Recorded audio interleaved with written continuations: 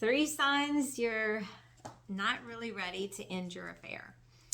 So you say you're ready to end your affair, but you have tried and you keep getting pulled back. So are you really ready to end your affair? Have you really made that decision?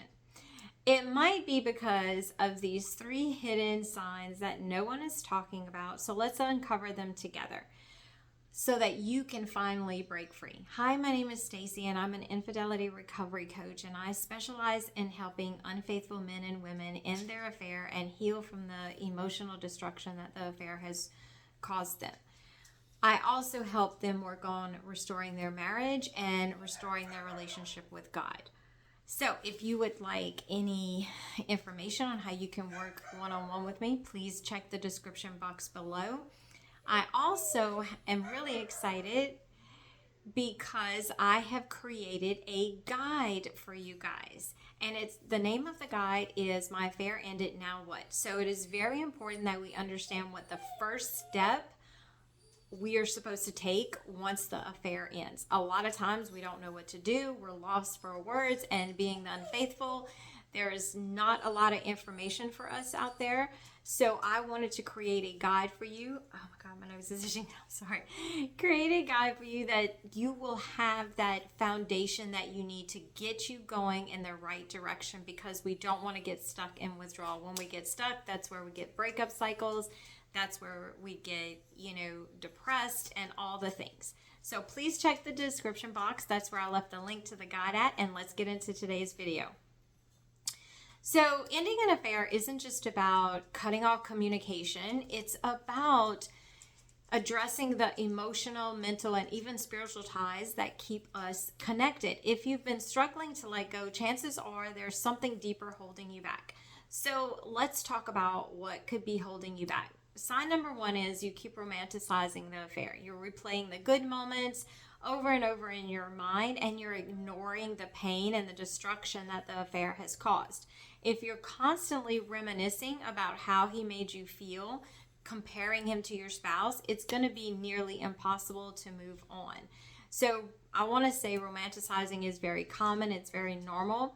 And we don't understand that this can cause us to stay connected and to get into that cycle of on again, off again. It's really important that we learn how to stop comparing and how to stop reminiscing, how to end the affair in our mind, not only in our communication with that person.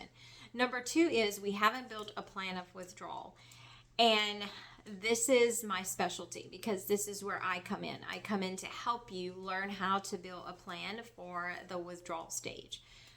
If we're unprepared for the withdrawal symptoms, that is going to keep us connected, because the only thing we know to reach out for that makes us feel better is the affair partner. So ending an affair is a lot like ending an addiction. You might feel anxious, you have physical symptoms, you might feel lonely, have tons of questions. If you don't know how to cope with those feelings, you'll end up back in the same cycle. Because like I said, you will go back to whatever made you happiest last. That's just how our brain works. That's how dopamine is. It motivates you to go to something that you've labeled as a reward. So you're going to go back to your affair partner. So it's very important that we have a plan for withdrawal. That stage. For me, I didn't have a plan, didn't know I needed a plan, didn't know what roadblocks was. I didn't know any of that. And unfortunately, it wasn't until I hit rock bottom and God was saying, hey, if you don't stop this reminiscing, if you don't stop this fantasizing, it's going to destroy you. It's going to destroy your future and your marriage, because I was starting to have severe panic attacks. It was just a bad time for me. So we must have a plan.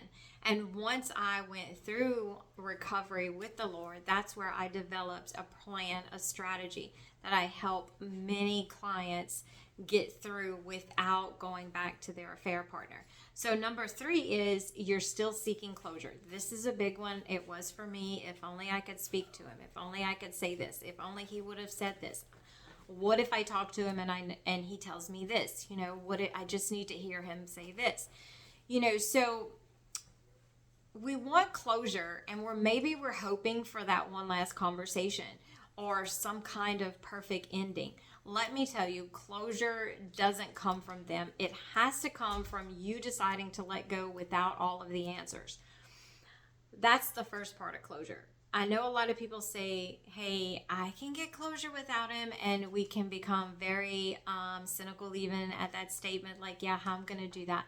But it is extremely possible to get closure without your affair partner, because we already have the answers. We know the answers that we're searching for, and this is a huge section of my program, is how do we get closure? How do we end all of those questions, all of those thoughts, everything we're searching for? How do we end this in our mind without them?